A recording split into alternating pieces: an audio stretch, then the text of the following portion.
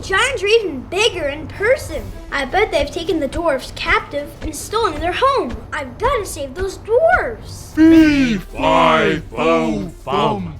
But first, Drew had to make himself look big and scary before those giants ate him for dinner. So he sketched a massive growing machine and zapped himself till he became the biggest, tallest, strongest giant of them all.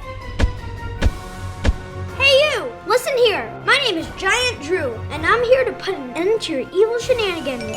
It's time for a brand new adventure with Drew Pendous and his mighty pet ultimate. In today's episode, Drew's gonna save one of the most beautiful, one of the most fairest princesses of them all, Snow White. It was story time at Cole School, but Miss Booksy was out sick, and there was a substitute teacher reading a class favorite. Wait, is that who I think it is? All right, here's my favorite part. Snow White wandered deep into the forest where she found a big house.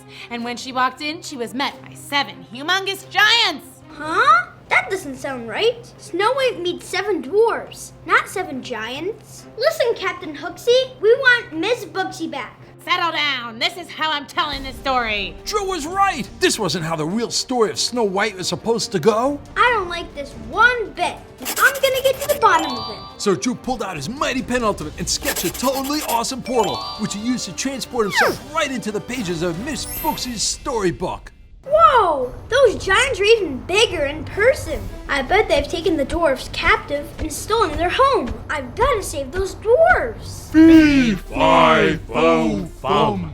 But first, Drew had to make himself look big and scary before those giants ate him for dinner. So he sketched a massive growing machine and zapped himself till he became the biggest, tallest, strongest giant of them all. Hey you! Listen here. My name is Giant Drew, and I'm here to put an end to your evil shenanigans. Now go back where you came from and let the 7 dwarves come back home. Fee, fi, fo, fum. Why do you guys always say that? No one has any idea what it means. Yeah, us neither. Ma always taught it to us growing up, and it just stuck. I think it's 'cause our littlest brother Normie used to suck his thumb. It's got a nice rhythm. Fee-fi-fo-fum. Little Normie sucks his thumb. Of course, Normie is 18 feet tall now, so we don't tease him anymore. No. I see exactly what's going on here. You're trying to distract me so you can do all your evil giant stuff without me getting in the way. Giants are always getting a bad rap. We're pretty nice guys once you get to know us. Wait a sec. Sure you guys haven't been holding the 7 dwarves captive so you can take over their home and scare anyone away that threatens to stop you? Nope. Not us. Ma sent us here. Something about meeting a princess and living happily ever after. You mean Snow White? That's the one. Pale skin, red lips, likes to hang out in caskets. Nice lady from what I hear. You seen her around? Come on in. Doors open. You must be Snow White. She didn't look like Snow White. Why, yes I am. You see, I was just running away from my evil stepmother and I had no place to go. But then I stumbled across your house and I thought I'd stop in to fill my belly and rest my tired feet. Well, sure, princess. Make yourself comfortable. No. This is not right. You're not the real Snow White. This is not how the story goes. Where's Miss Booksy? And unless we find the dwarves and bring them back, they'll be totally homeless. Oh my, homeless dwarves? That doesn't sound very pleasant at all. We already told you, kid. We don't know what you're talking about. We haven't seen any dwarves. Well, maybe your mom will know. She sent you here after all. Okay, but I'm warning you, Mom's been in a pretty bad mood lately. Drew followed the giants deep into the dark forest until they finally reached a giant castle. Well, this is it. Home sweet home. Who's there? It's me, Giant Drew. We're wondering if you've seen any dwarves around here. How dare you trespass on my property? There are no dwarves here. Now shoo!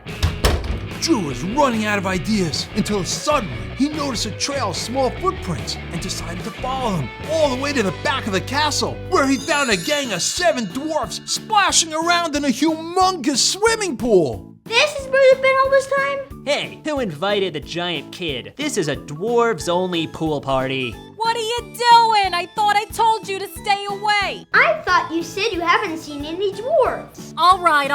Let me explain. I heard a nice princess named Snow White may be passing by the dwarves' house. So I sent my sons over there to say hello. And I brought those little guys over here. No biggie. Can I get you a Shirley Temple? Wow, you giants sure are nice. But you're messing up an important story. Snow White's supposed to meet the 7 dwarves, and then she's supposed to marry the prince. You can't just change the whole story. That's not cool. Well, what choice do I have? How are my boys gonna live happily ever after?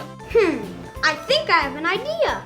Drew quickly whipped out his mighty pen ultimate and sketched a massive loudspeaker. Pool party at the Giant's house. All are welcome. Shirley Temples and fruit smoothies will be served.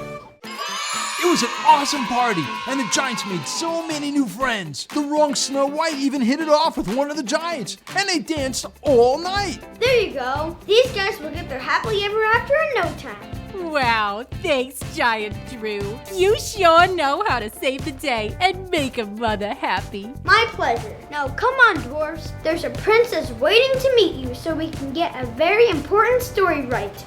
The other dwarves hopped out of the pool and followed Drew back to the house. Thanks, Giant, for bringing us home. Oops. Hold on. That's better. See you later. With his mission complete, Drew sketched a portal right back to Cool School. But there was still one big problem. Listen, Captain Hooksy, your story stinks. We want Miss Booksy back. Where is she? I told you, she's out sick. Let me out! Let me out!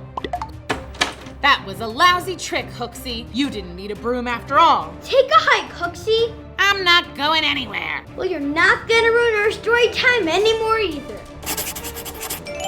Hey, Bushful! Hey, Drew, you cold? Could you please take Captain Hooksy here back to Cruel School where she belongs? No problem. Hey, put me down! The Snow White story worked out just the way it's supposed to, thanks to Drew Pendous. Moral of the story, kids, Giants need love too. Hi kids, I'm Miss Booksy and this is story time. Today we're reading Rumpelstiltskin. Wiggle, snap, story time. Long ago, there was a dad and he had a kid. A daughter, actually. That's me. Together, we made fine designer clothing. The clothes we made were so fancy that the king wanted to wear them. The clothes you make are fantastic. Gee, thank you, King. Thanks a whole kit and caboodle. But my daughter's the real artist. She's so delicate when she's spinning. I bet she could spin straw into gold. Well, as you might know, kings like gold. They like gold a lot. Gold, you say? I'd like to meet this daughter of yours. Send her to my castle for brunch this Sunday. We'll have Melba toast and salmon locks. So that Sunday, I went to the king's castle for brunch. But instead of Melba toast and salmon locks, I got horse hay and dungeon locks. Oh dear! The king locked me away in the dungeon. What? No, that can't be. You can come out once you spin all this straw into gold. I didn't actually know how to spin straw into gold. That was just a figure of speech. Somebody please help me! Why, hello there. A little elf man appeared.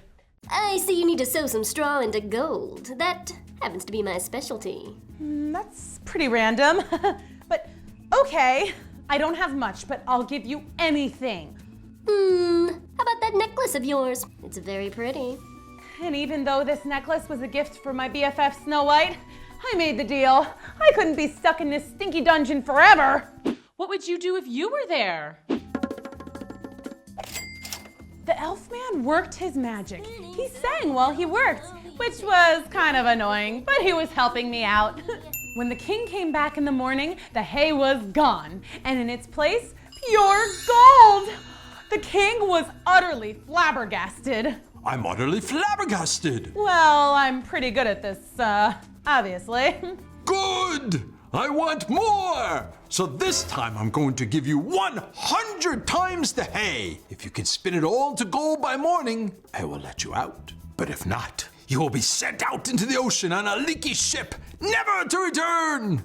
Oh, and the ship will be full of singing mice who are terrible singers. Now get back to sewing. How are they ever gonna get out of this one? Mean?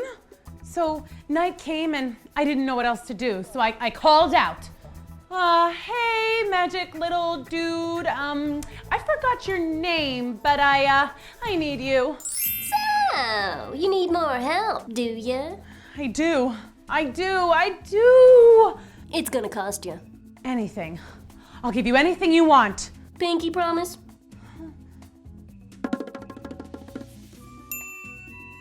Again, he sang as he worked. Spinning, sewing, gold glowing, taking hay and making it pay. It took all night, and I got seriously tired of that song, but my little friend sewed every last bit of straw into gold. Thank you. How much do I owe you? On the night of your first son's first birthday, I will return to take him as my own. Wow, that is so mean. And he laughed all crazy-like and disappeared. Wait, what? He didn't say he was going to take my son on his first birthday, did he? Nah, that would be crazy. The next day, the king saw all that gold, and he was so excited, he let me go. So fast forward a bit. I'm in charge of my own designer clothing company. I'm married, I have a super cool house, a dog, and a cat. I had forgotten all about the little elf who had spun straw into gold. I was living happily ever after. Until the night of my first son's first birthday. We were all celebrating, having a great time, when the little old elf crashed the party. Here I am. Give me that baby. Ah! Watch out! Okay, funny story. I thought you were kidding. Isn't that funny? Not really. You made a pinky promise. Okay, I'll give you gold. Tons of gold. I don't need gold. I can turn straw into gold myself, remember? But I'll make a deal with you, lady. If you can guess my name, then you keep your son. But if you don't, I'll take him and your first daughter. Do we have a deal? I began to guess. Paul, Mike, Mark, Sean. Sean spelled S-E-A-N. Sean spelled S-H-A-U-n. Not even close.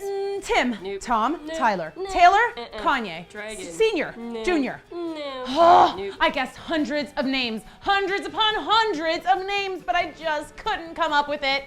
To make matters worse, the horrible little elf was leaning over the baby's crib, singing a lullaby. That's my job. I'll have a son, I'm gonna win. She'll never guess my name, 'cause it's Rumpelstiltskin. Just then, the baby giggled and spoke his very first word. He said, Rumpelstiltskin. Everyone was so excited, as they always are when babies say their first words. What did he say? Nothing. I think he wants his bottle. Rumpelstiltskin. Rumpelstiltskin. Your name is Rumpelstiltskin. No, not fair, not fair. Ah! We won! Yay, I'm so happy. But seriously, we called the police a long time ago anyway. You think you're just gonna come in here and take my baby? I'm his mom. You're a bad elf and you're going to jail. And so we were free from Rumpelstiltskin forever. So my family went on a vacation cruise to celebrate, and the mice on this ship were excellent singers. The brunch buffet was pretty good too. Smoked salmon was perfection. Mwah! The end. Wow, that was so much fun. Thanks for coming to Storytime. See you next time. Bye.